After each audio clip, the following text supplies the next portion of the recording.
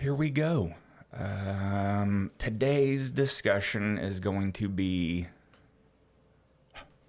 Man, I start to get choked up every time this thought pops into my head.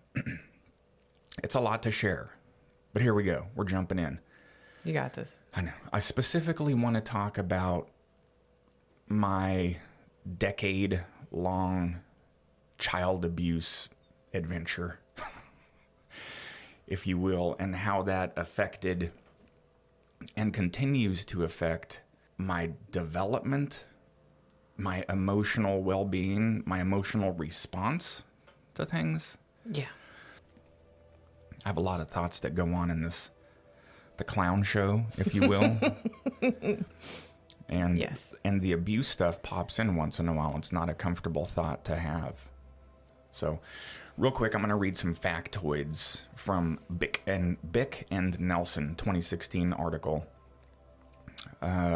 Childhood abuse and neglect has been associated with certain regions of the brain failing to form, function, or grow properly.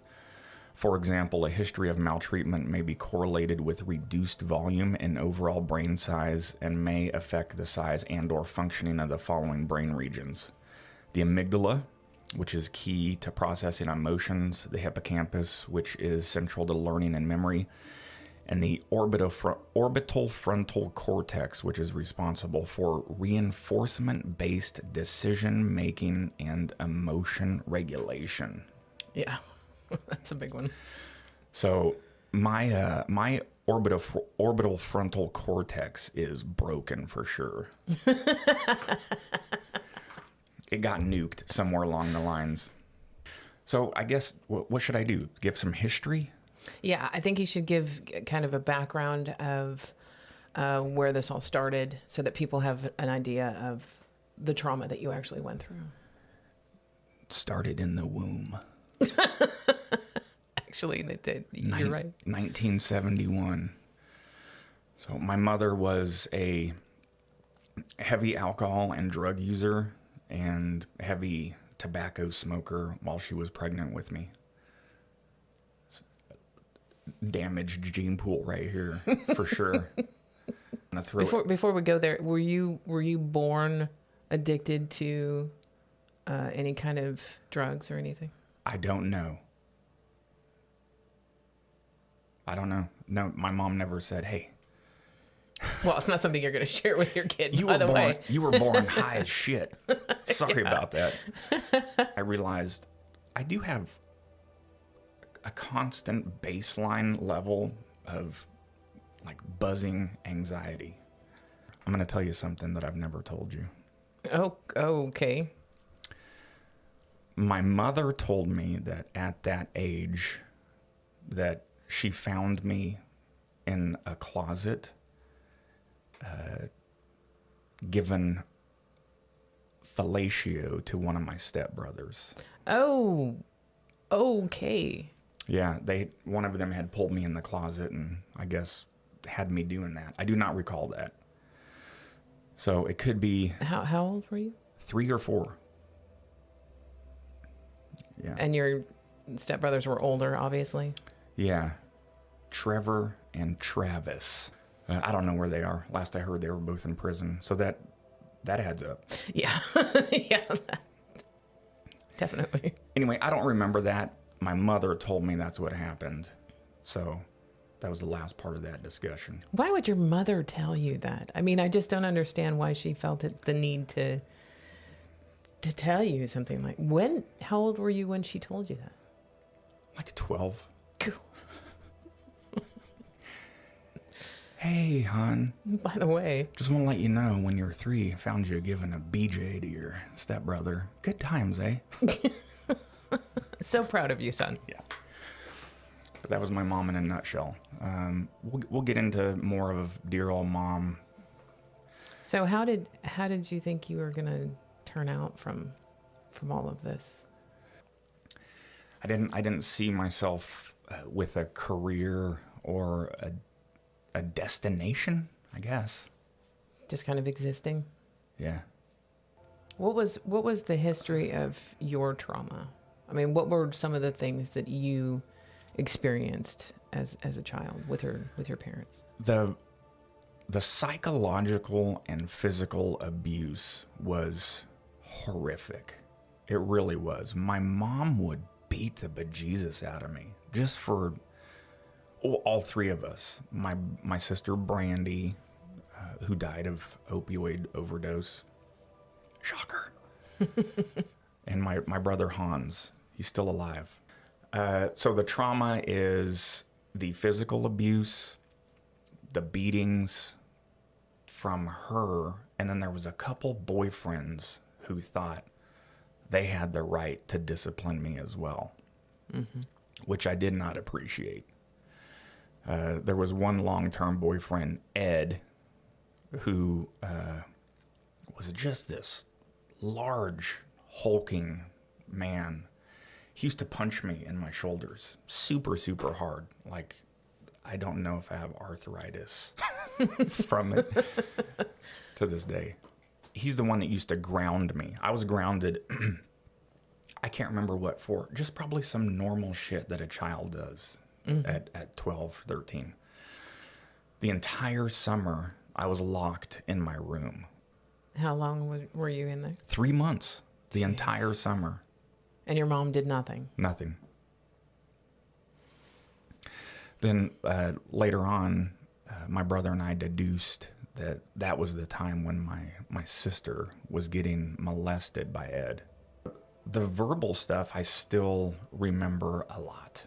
The one thing that resonates that I know has a significant impact on emotional development is my mother used to tell me directly in fits of rage that she would scream into my face, "I wish you were never born." Oh, that's good for your self-esteem. Yeah. I remember hearing that, and I was really hurt. Yeah. I remember how it made me feel. I think that's probably one of the foundational cracks, if you will, that has affected my self-esteem. Oh, don't doubt that at all. Yeah, it's that constant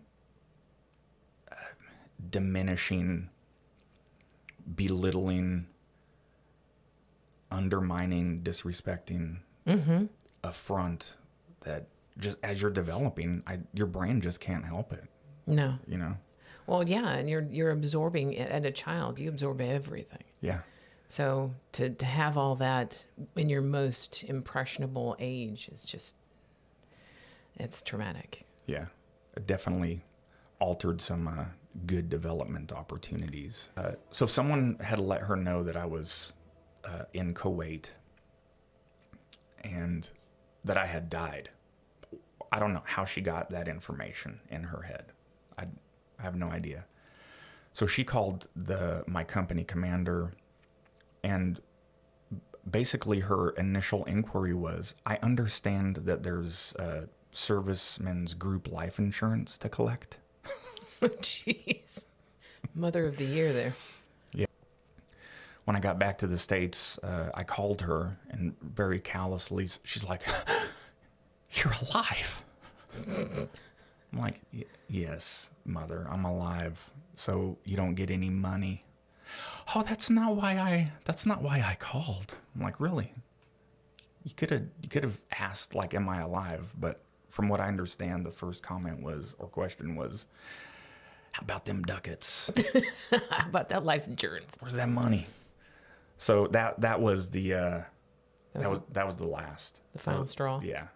Where was your dad in this whole picture? He was up in Crescent City, California. I didn't meet my biological father until I was 16. Went to a payphone, called my dad, and said, "Hey, I got to come live with you. I can't live with my mother anymore." And so I did. I stayed there for about 2 weeks. This is relevant. I was a virgin at the time. 16. Yes, I know. I was a late bloomer. I was saving myself. And my mother-in-law got super drunk one night and tried to screw me. Hey, Heidi. Anyway, that was super confusing. I was very uncomfortable. She started reaching down. I was like, didn't know. That's not what I needed. I needed stability in my life. Yeah. I needed a mentor. I needed guidance. I need to figure out how to cruise around the world at a semi-decent pace and fashion. And I got my stepmom who's drunk trying to screw me. I went back into the bedroom. She scrambled off somewhere. Mind you, my father was just in the other room, and we're in the living room. But he was super passed out, so he would have never heard anything anyway. Now, your father was also on copious amounts of opioids, correct? Copious. And coke. Oh. He was a logger. He would get super drunk and then wake up in the morning and do a line of coke to get him all ready for the logging day. Oh, gee. Very dangerous job, but even more dangerous with a nice big fat rail in the morning. yeah. So he was not there emotionally for me either. Shocker. Many years later, when we met, he acknowledged that he knew that was true. So, did he? Yeah. I didn't know that. I was very emotional. I was angry and crying and confused, and just none of this stuff ever made sense with my parents. I never knew how to handle it. Sorry, go ahead. The one thing about my mother dying that I still carry around is going back to that question that you had. What did you ever talk to her about it? No. Sometimes I wish she was still around so I could have a confrontation with her and just have her really listen to all of the shit that she did. I don't even want an apology. I just want to go, do you understand that was, you really messed up a lot of people by your actions and your words. Where did you finally get that guidance, that nurturing, that stability in your life for you to progress into a better part of your life? Fort Benning, Georgia, Drill Sergeant Spizzo. I think I'm that cliche. If I didn't join the Army, I would have gone down that same path. So something snapped. I was going to ask you, if you hadn't joined the Army, where do you think you would have ended up? Yeah, there's a lot of good peer counseling, if you will, and a lot of crazy events that shaped me. But there's being that impressionable in the infantry, especially. Man, I got shaped by some bad shit too. So if you were to give any kind of advice for somebody who has gone through trauma, abuse as a child, and they're still struggling with it, what would you tell them? Join the Army. Besides join the Army. Get some help? I don't know. That's so tough to answer. It's so cliche. I guess I don't know. I'd be like, oh, good luck to you. I'm just kidding.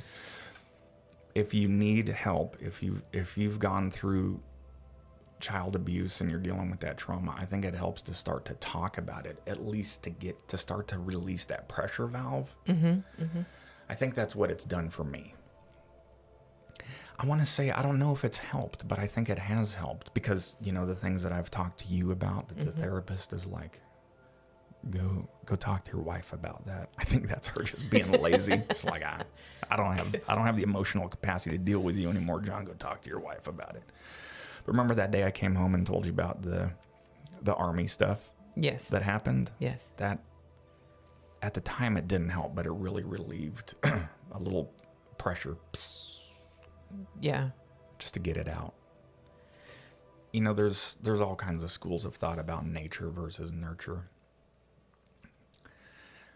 I think that all things being equal, it does matter, but as long as you have at least one super loving parent in your life, you're going to do really well. The super bonus is having two parents in your life that have differing opinions, so you get a nice cornucopia of Yeah. development emotionally and physiologically. Yeah. Unfortunately, nowadays, a lot of children are stuck with just one parent. But even then, even just one parent is better than one loving parent is better than having no parents at all. Yeah. But again, all things being equal, it doesn't matter if you have a mom and a dad. Or a mom and a mom. Or a dad and a dad. Yeah. Because I know, and you can see it. You can see it happening too. It's the two parent factor. Mm-hmm. Like Emily and Sarah, their two boys are just, you can tell they're just like, man, they've got the best start, living their best lives. Yes. And okay, super XP level up bonus. You ready for this one? Yeah. Being surrounded by additional family members that love you. Oh yes, they have a very lovely family. Yeah, they've got grandparents, aunts and uncles, cousins. Yeah, they have a very loving family. Yeah, that's the super level up XP bonus development. So beginner level, one parent and that's it. Child will do okay. Level 2, multiple parents. Level 3, a village. Yeah. I think for those kids who are stuck either like on the street or have no parents or in foster care or whatever that is, if they could find at least just one inspirational person in their life, I think would be beneficial to them. For sure. It's what I hope to okay, I got to tell a story real quick. A lot of people don't know this. I'm going to spill the beans. Oh God, do I know this? Yes. Okay. All right, here I go. I have a daughter. Ah, yes. She's almost 30 years old. Her name is Soraya. And I was talking to my friend Ed about this, and it's the weird. So I'm sorry if anyone that's watching or listening has ever. Okay, let me back up. When people ask, "Hey, do you and your wife have children?" I immediately say no. Because we don't. Because we don't. But we have dogs. Yes. And dad. And dad. That is an instant cop-out, if you will. But the rationale is, I don't have time to explain the scenario. I'm working on formulating a different answer for that. And the answer would be yes. But then here's what happens. Then they say, well, what does she do? I would have to say, I don't know. Then there's, it's just a strange conversation. Mm-hmm. Soraya and Judi met Soraya in 2012. She's a train wreck. She is a mess. She is basically me in a much better looking female body, and she's on the fast track of self-destruction. Yes. She would be you prior to going into the military. Yes. Nature versus nurture thing again. Her mom did a really good job of raising her with her stepdad, Scott. Yeah. I mean, they both seem very stable, nice people. Yeah. So she was getting that portion, but man, you guys, when I've tried to talk to her, like, Soraya, you have got... it's just like I'm talking to myself. And then I'm like, oh, this is a complete waste of time because I know exactly what I would be doing. Someone would be like, John, you really got to chill out with the drinking and lifestyle that you're doing in your 20s. I'd be like... No. You don't know anything, man. I will never die. I will drink a tanker truck of Bush. Yeah. So where she's at right now is she graduated from heroin to fentanyl. So I've already started mourning that loss. I've started mourning her several years ago. I think I told you.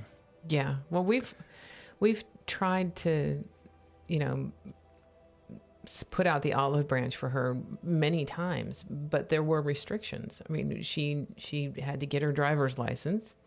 She had to get sober. So, I mean, you know, they weren't hard restrictions. They were common sense restrictions, but there were still restrictions on it. And she didn't want to conform to any of them. So we couldn't, at that point, our hands were tied. We couldn't have that around us in our environment when, you know, that's just something we didn't want in our environment. Yeah. She reached out a couple times and wanted to move out here. And no matter how much I want that relationship, I have a fantasy. I think I've told Sarah and Emily this. I have a fantasy in my head, and it's just this vision of her and I sitting on the front porch, drinking coffee and talking about life. Mm-hmm. You never know. That may still happen. It may. Unfortunately, she's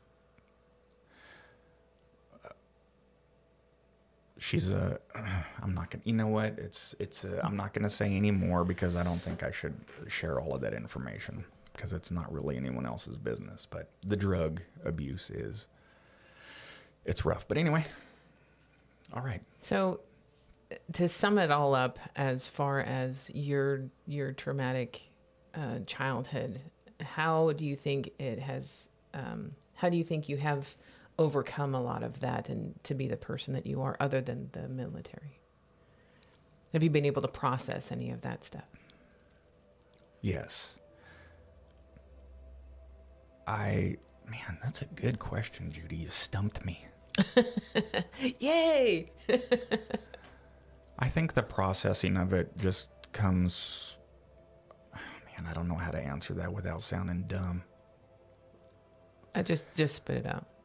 You know, having you in my life is a sort of a forced reckoning. You have somebody else you have to care for. Yeah. And you and I have been together for 20 years, and it hasn't been super smooth. No. The last 5 years has, and the last 18 months has been something I never could have imagined. Since our sobriety. Sobriety, yes. Together. I love you so much. I love you too. Proud of you. But I really don't know how to answer that. I think I'm very selfish about myself, and what I crave constantly is to be happy. I love being happy. Which I think everybody should crave. Yeah. I love being passionate. I love being engaged to things. I like getting excited. I like not being depressed. That's cool. Yeah. I was going to ask you, you have to promise me that while we're going through this, by the way, I've been completely non-depressed for at least 3 weeks after my last medication adjustment increased the Effexor to 150 milligrams. It was a rough ride in the first couple of days, but I feel really well. But you got to promise me that if I wake up one day and I'm depressed, that you will, on a Saturday, you will force me to come do this. Oh, of course. Because my interest, you guys, it goes to zero. I don't want to do anything. Which I think a lot of people who are going through depression, you know, suffer from that same kind of lack of motivation and drive and yeah, the like. This podcast will start out like this. Good morning. Judy will be carrying it. I'll just be like, fuck, I don't care. Whatever. Anyway, all right. What else? I think we're good. Okay. I think we went around. And Emily, are you calling in to test out the phone? I'm ready to go. Emily will be our first guest. She's too afraid. It sounds amazing, guys. It's just like a radio. All right. That's a little snippet of my childhood trauma. They're eating breakfast. They're very happy. Thank you, caller. You're live on the air. What question can we answer? Oh, I was just calling to see if your phone line worked. It didn't come ready for a question. Well, thank you for checking out our phone line. We really appreciate it. All right. You got it. Bye, Emily. Love you guys. Bye. Very cool. Yeah. All right. Now we know it works. So anybody who wants to call in next time, I hope no one ever thinks that Judi and I ever go through life thinking that we're above anybody or better, because we're not. No. I am a flawed basket case of genetic imperfections. I'm serious. I am a train wreck disaster, like an avalanche of weird raw emotion. Thank you so much for putting up with me all these years. I couldn't do it. There's no way. There's no way I would ever live with someone like me. There's no fucking way. Just for the record. You were easy. But anyway, again, we just like to get this out there. This is so cathartic. Judi and I are having a blast talking about this stuff. And we can't believe we get to go after this, upload it as a podcast, and just have an area to vent, to talk. See, every day well, not every day, every Saturday we get done with this. Mm-hmm. I walk out of here with this like pulsing energy. Yes. It's yes. like there's a weird, like your brain goes, thank you, man. I needed to dump all of that out. Now I got a little empty reservoir to put some good feelings into. Yeah. Well. Thank you all for watching Sober Mind. You are loved. Yes, thank You're you. very special.